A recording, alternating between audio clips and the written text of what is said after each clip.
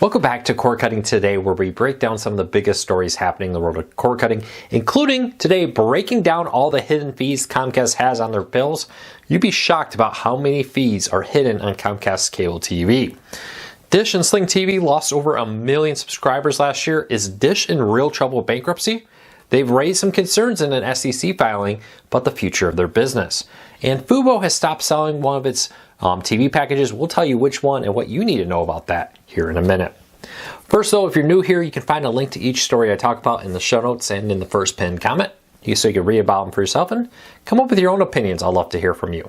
If you're new and you like what we do me a favor, hit that subscribe button, hit that thumbs up. Doing so, one or both, lets YouTube know you enjoy what we do here, so YouTube recommends our videos to more people. We would appreciate your support. With that said, let's dive into it. Comcast is facing some real trouble because FCC is going to vote, or they're voting on it today when I'm recording this. Hopefully we'll have a story up in time tomorrow to let you know what they voted, to require cable TV companies to fully disclose the hidden fees that they have on their bills and advertise the true price of their service. Now, you may say, oh, big deal, some fees. Well, these fees add up. Comcast now charges in some areas $31.25 for broadcast TV, an additional $9.10 for an RSN fee.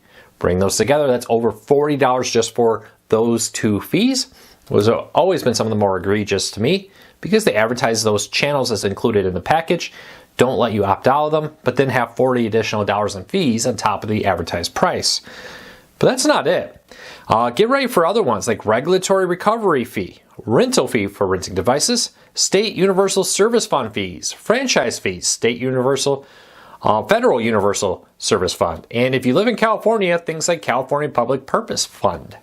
Now, we haven't even got to taxes. For taxes and government fees include federal excise tax, local utility user tax, public education and government fees, state and local commerce service taxes, gross receipts tax, sales tax, state excise tax, and other state taxes that can add up, like Colorado retail delivery fee.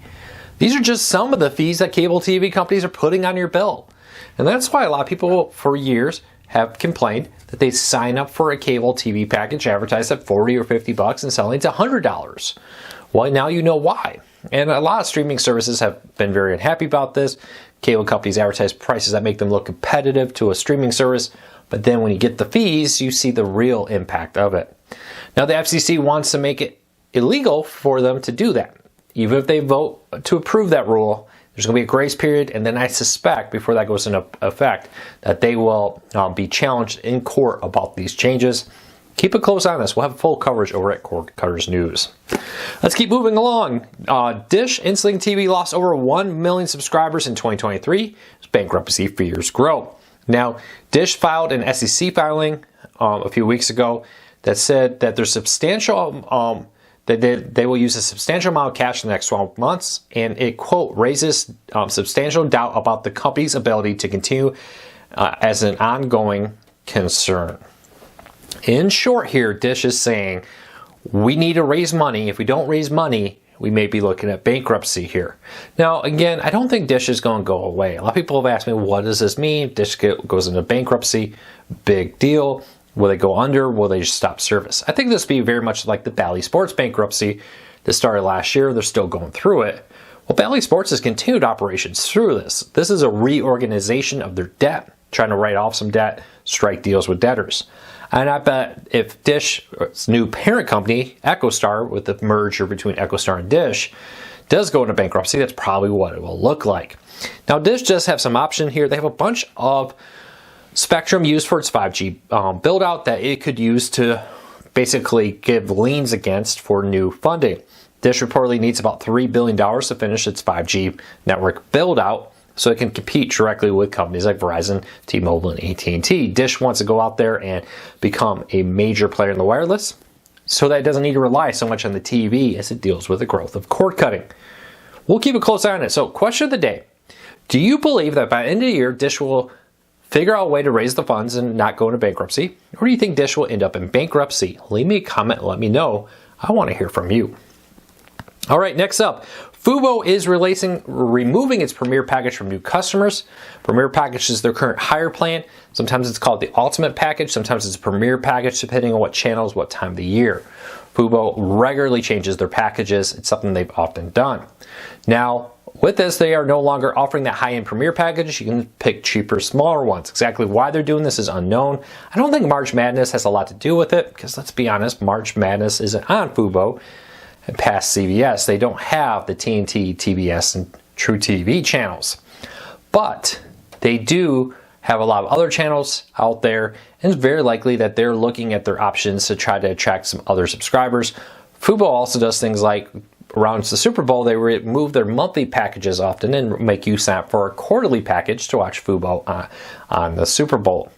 It's just kind of these things they do to market their service, to try to get it out there, to prevent people from just signing up for a week or two during Super Bowl and then canceling their service, for example. Exactly why they're doing this is unknown. Fubo said to Core Cars News that they're evaluating packages they think will be a best fit for their customers. It may come back, it may not. Now, if you're a Premier customer now, you get to keep that package. If you ever leave that package, you may not be able to go back to it if they're not offering it at that time. But Fubo is playing around with their packages. We'll keep a close eye on this. Let me know, have you been impacted by that? Are you a Fubo customer? Are you happy with your package? Let me know. And let me know what you think of the service. All right, let's keep moving along. Tubi, the free ad-supported streaming service, recently rebranded itself with a new logo and new kind of theme of the rabbit hole being its slogan. While it's just recently struck a deal to add over 200 movies to its on-demand catalog from NBC Universal, Sony Pictures, Warner Bros. Discovery, to name a few of the partners, that will now be available in Canada. So great news. I know we have a lot of Canadian viewers. If you're from Canada, leave me a message. I want to hear from you. But Tubi, which has been there for a little while, has also had a significantly smaller catalog of content than the Americans do. Well, now you're getting some stuff that us Americans aren't with this partnership. Let me know if you're a Canadian, how you like it, but check it out if you are. A lot of good movies available on demand there. And again, hello to all of our Canadian viewers. I know you're our second most popular country for viewers. If you're looking for what's new on Hulu this week, we have a post live there breaking out everything that went live on Hulu. They have quite a few movies and TV shows. The Grey's Anatomy season premieres coming up, 911, Station 19. Other shows out there that have been out for a while are continuing, and movies are now available on Hulu. Link in the show notes to all the new content available on Hulu. And earlier this week, we broke the news that BBC News was coming to Pluto TV and other places. Well, now it's been officially announced, but we have a full list. Pluto TV is not the only place getting BBC News. BBC News now can be watched for free on Samsung TV Plus, Sling TV Free Stream, Pluto, or Pluto, Plex, and Zumo, to name a few. It's great to see BBC News becoming more widely available. If you haven't checked out some of the free news options, I think you'd be amazed at how much free news is now available through things like Pluto TV, Tubi, Crackle, and other services that offer live channels.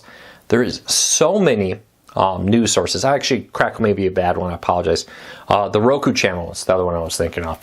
There's so many great news programs from major news companies out there, both live and on demand. CBS, NBC, CNN has on-demand content or replays of some of their stuff.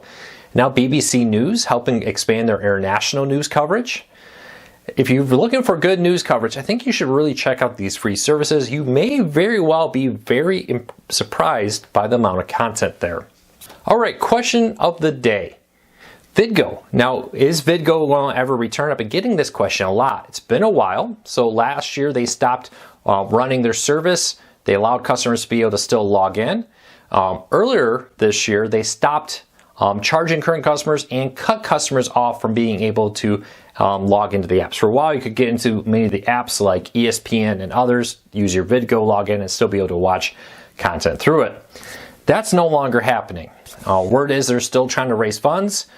Apparently hasn't happened yet. Will they return? They sure seem dedicated to trying to return. They're doing everything they can. They still have their website up as if they're still running. But at this moment, they're not accepting new subscribers, and old subscribers can't use it anymore to even log into apps like ESPN. I don't know if they will return. I do know this though, investors are becoming very wary of streaming services. A lot of these services are not profitable and don't show any signs of becoming profitable. So we'll have to keep a very close eye on this. Could they come back? Definitely. Do I know anything about them coming back right now? No, I don't. But that's the great thing about cord cutting. There's no contracts, right? You can switch over to a competitor service, Hulu, YouTube, Fubo, or others. And if Vidgo comes back at a package you like, you can just quickly switch.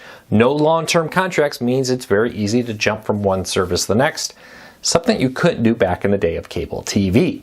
So I absolutely love this. Competition's great, but I wish I had some inside info I could tell you, and I don't. We'll have to keep a very close eye on the future of Vidgo, but for now, it doesn't look like they're going to be coming back anytime soon. Though, they definitely have not given up on the service. Well, that's it for today. I hope you have a fantastic day. Thank you so much for your support. I'll be back again real soon with another video.